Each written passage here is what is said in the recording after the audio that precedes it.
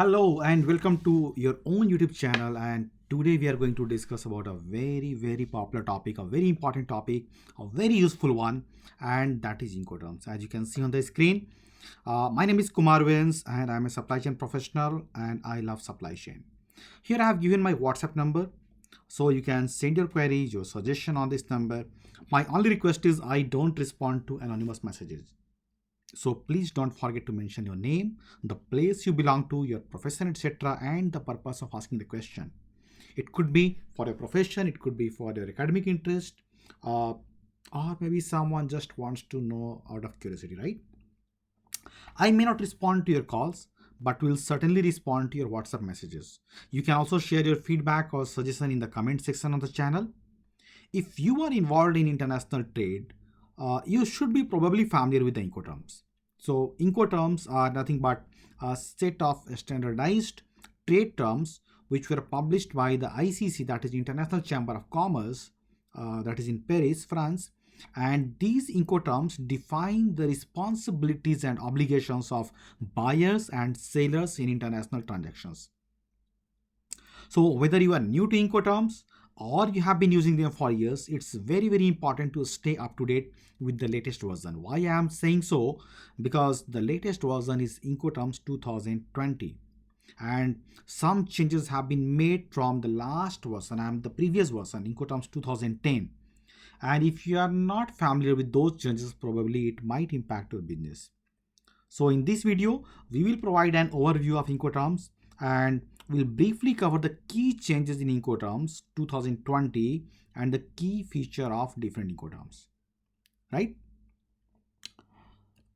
So basically, if you look at this Incoterms, okay, so it's an abbreviation of three different terms: international commercial terms. If you just take IN from international, CO from commercial, and keep the terms together, I mean terms, the third word together, it becomes Incoterms. It was first introduced in 1936 by the International Chamber of Commerce. And it was introduced as a standard trade terms that could be used in international contracts for the sale of goods. The original set of Incoterms consisted of just 6 terms, but the list has since been expanded to include 11 terms that are commonly used in international trade today.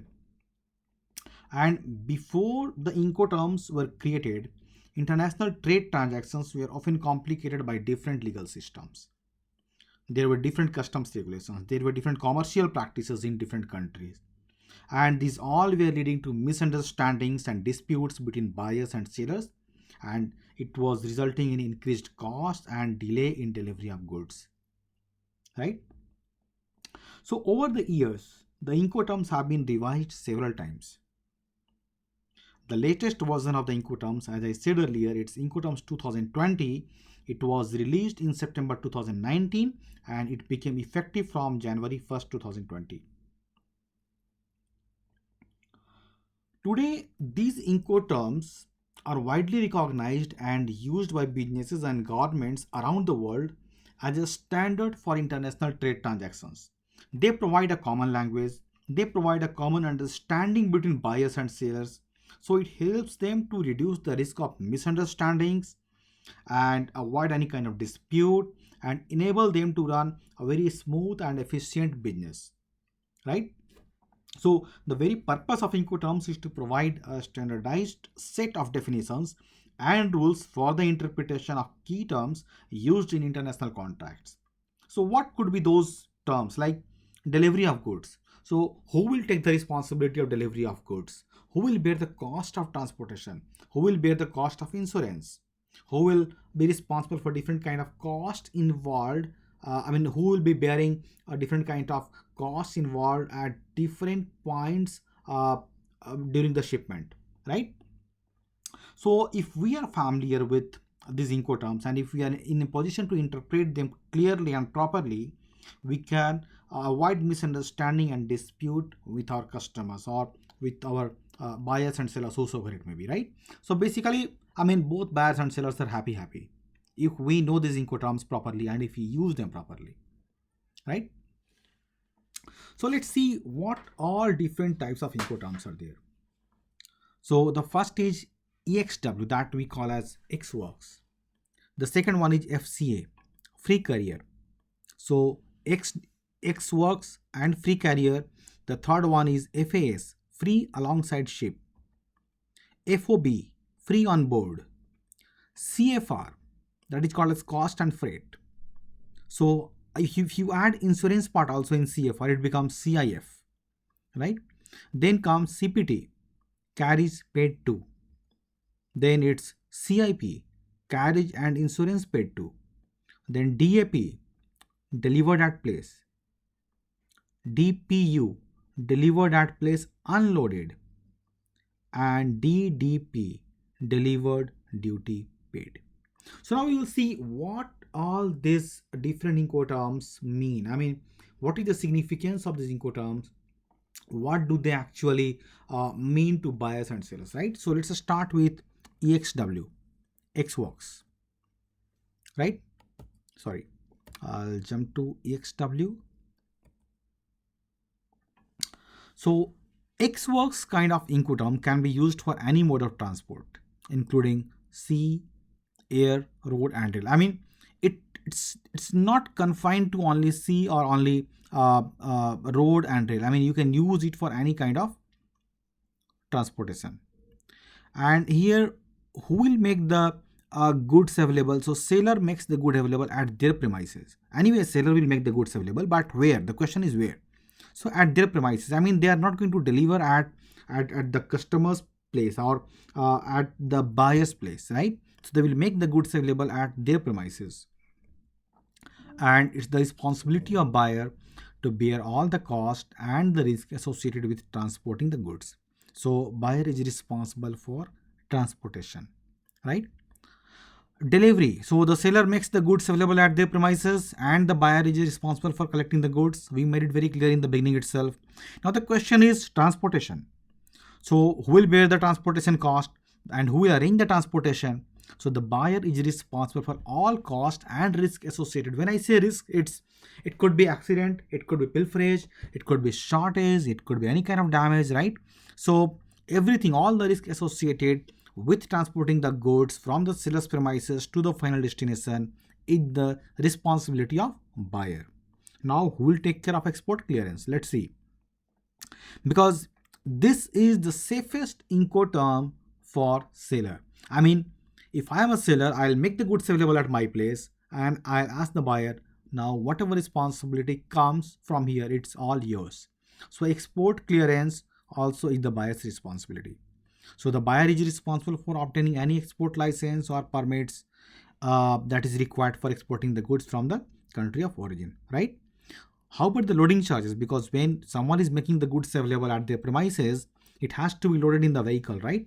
So who will bear the loading charges? Again, the buyer. So all the loading charges and port handling charges will be borne by the buyer. How about insurance? Again, the buyer is responsible for obtaining insurance. I mean, here the job of seller is just to make the goods available at their premises, right? And rest of the things comes to buyer. What is next? Next is FCA. FCA is what? Free carrier. Okay. So free carrier also can be used for any mode of transportation. I mean, sea, rail, road, whatever it is. And here seller is responsible for delivering the goods to a carrier because the name itself suggests free carrier. Okay. So to a carrier or any other person nominated by the buyer. So a buyer is nominating someone, right? So the seller is responsible for delivering the goods to the carrier or to the person nominated by the buyer at a defined place or at a named place. It could be a terminal, it could be any other defined place, it could be a port, right? And of course, when seller is delivering the goods to that point, he will cover all the cost, he will add all the cost, and then only he will supply, right? And once the goods are delivered to the carrier or nominated person, the buyer assumes all cost and risk associated with the shipment. So you see, when we moved from EXW to FCA, you can see some changes. So in EXW, the seller just made the goods available at their premises. Now he is making the goods available to a particular point, to a particular named place, or to a person, or to a carrier. Okay, and from there, the buyer is assuming all the costs and risk associated with the shipment, right? So once the goods are shipped to the carrier or nominated person, the buyer assumes all the costs. Clear? Now see what are the key features. So we have covered most of the point, but we'll just look at these features in detail. So delivery, who is responsible? So the seller is responsible for delivering the goods to the carrier or any other person which is nominated by the buyer or at a particular place suggested or agreed, mutually agreed between the buyer and seller. Transportation. So the buyer is responsible for all costs and risk associated for transporting the goods from that particular place where, from where, the place where the seller has made the goods available. So from that place to the final destination, it is the buyer's responsibility. Now who will take care of export clearance? So here the seller is responsible for obtaining export license or permits. Okay, so slightly, the responsibilities are moving from buyer to seller if we are going from EXW to FCA. So slightly the responsibility of sellers are increasing here. Loading charges, seller is responsible for all charges of loading. Okay, insurance, it comes to buyer.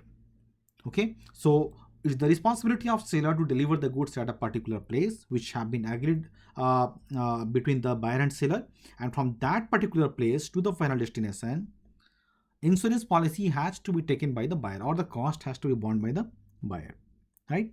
So the question is when to go for FCA. Okay, so it's a common sense. When the buyer has more expertise and resources in transporting the goods. So if I'm a buyer and if I'm convinced that I can handle this transportation easily and I'm an expert in it, so I'll take that responsibility, right? And if I'm comfortable in handling the transportation of goods from the named place of delivery to the final destination, it means buyer had that capability of transportation, right? But it could be risky because from that particular named place or from that particular location or carrier, all the responsibilities come to buyer's end. Now the next one is FAS. FAS is what? Free alongside ship. So this is used for sea freight. So for sea freight shipments, if you are transporting something by sea, you can use this FAS. But what are the key features? So here the seller is responsible for delivering the goods alongside the ship at the port of shipment, right? Not on the ship, it's alongside the ship, right? So once the goods are placed alongside the ship, the buyer assumes all costs and risks associated with the shipment. So what are the key features? Let's have a look at it.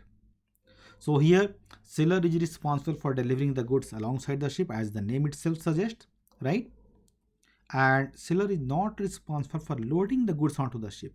So if I am the seller, I'll make the goods available alongside the ship and I'll ask the buyer, or buyer will assume that okay, now it's his responsibility or her responsibility for loading the goods onto the ship, right? Transportation. So what about transportation? So buyer is responsible for all cost and risk associated with transporting the goods. So the seller responsibility is to make the goods available alongside the ship, and from there this responsibility is transferred to the buyer. How about export clearance? So here seller is responsible for obtaining the export license or permits, right? Loading charges. So seller will be responsible for charges of loading the goods onto the transport vehicle, such as loading charges and port handling charges, right? Insurance, who will bear the insurance cost? Buyer will bear the insurance cost. From which location to which location? From the port of shipment, because up to the port of shipment the goods were made available by the seller. Now from port of shipment to the final destination is the responsibility of buyer, right? So FAS, generally sea shipment is basically used for bulk commodities.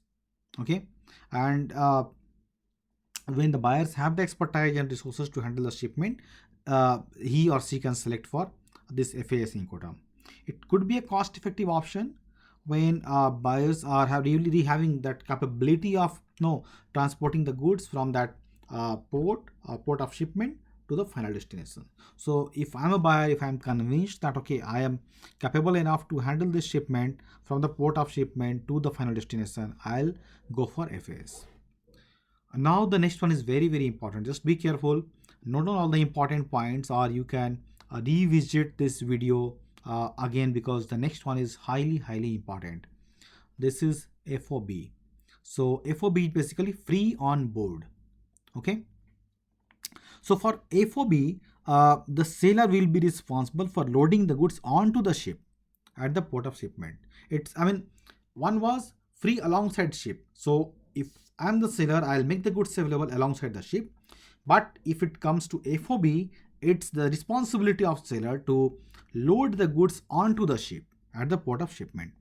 And buyer will be responsible for all the cost and risk from this point forward. Once the goods are loaded, now the responsibility, now the risk is getting transferred to the buyer. Delivery. So seller will deliver the goods on board the shipping vessel. Okay, so it's his responsibility or her responsibility to make sure that the goods are loaded onto the ship. Okay, and once the goods are on board, this responsibility or this risk of shipment is transferred to the it gets transferred to the buyer. Now, how about the shipping cost? Who will bear the shipping cost? Right. So up to the case where the goods are loaded onto the vessel, okay, at the shipment port, at the port of shipment, it's the responsibility of seller.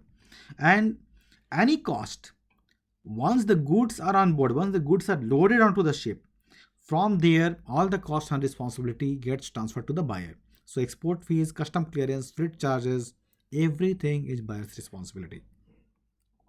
So when you are entering into a kind of contract on, or when you are dealing with a foreign customer, you just be careful. When he says FOB, just be careful. It's very important. Okay, how about insurance? How about risk of loss or damage if something gets damaged during shipment? Okay, if something is lost, maybe due to pilferage or due to some kind of accidents, then who will be responsible? So from the point of loading, once the goods are on board the vessel, the responsibility is transferred to it gets transferred to the buyer. Okay, so buyer is responsible for any loss or any damage to the goods during transportation, right? How about insurance? So in FOB, the seller is not required to provide any kind of insurance.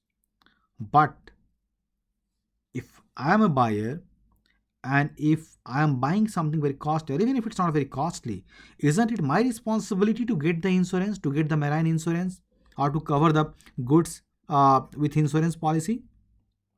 So it's a suggestion that buyer must. I have used the word should, but in fact I should use the word must. So the buyer must obtain insurance to cover any potential loss or damage, right? So normally FOB is used for the goods transported by sea, but it can be used for goods transported by inland waterway transport also. So if someone of you is really very keen to know about it, I'll ask them, or I'll ask you to write in comment, what do you mean by inland waterway transport? I'm sure most of you must be knowing it, but in case someone doesn't know, maybe you can try it in website, you can find it in Google, or you can take the help of some book, or those who know, please write in comments so that it can be useful for others, right? Let's go to CIF now. How about CIF? What is CIF? So CIF is basically, as if you could just decode, if you just expand these three letters, you can make it very clear. It's cost, insurance, and freight. So here the seller will be responsible for delivering the goods to the port of destination. Okay, and he or she will be, when I say he, it's not very gender specific. You can assume it for he or she, anyone. It's not very gender specific. So he or she has to pay for the freight charges, and the seller also has to obtain the insurance coverage, right? So if I'm a buyer, I'll prefer to go for CIF. And the buyer is responsible for paying what? For paying the cost of goods, right? And the custom duty. Once it gets imported, you have to pay some custom duty and taxes, so that's fine. Okay, so Here, seller delivers the goods onto the ship at the port of shipment. The seller pays for the transportation of goods. I made it very clear in the beginning itself. And the seller is, responsible for all the charges associated with loading of goods, transportation, port handling charges, right? But coming to insurance, the buyer is assuming the risk once the goods are loaded onto the vessel. Okay, so the seller will obtain insurance coverage, but the buyer will assume the risk. Okay, so it's the responsibility of seller to get you the insurance coverage, but if something happens, if something wrong happens, it's the responsibility of buyer to claim for the damage or to claim for the recovery, right? That's what I have written very clearly. So don't get confused. The seller is responsible for obtaining marine insurance coverage, but the buyer assumes all risks and costs associated with the goods from the time they are loaded onto the vessel, right? How about customs clearance? The buyer will be responsible for all the customs clearance formalities. So they have to pay the import duty, they have to pay all the taxes associated with importation, right?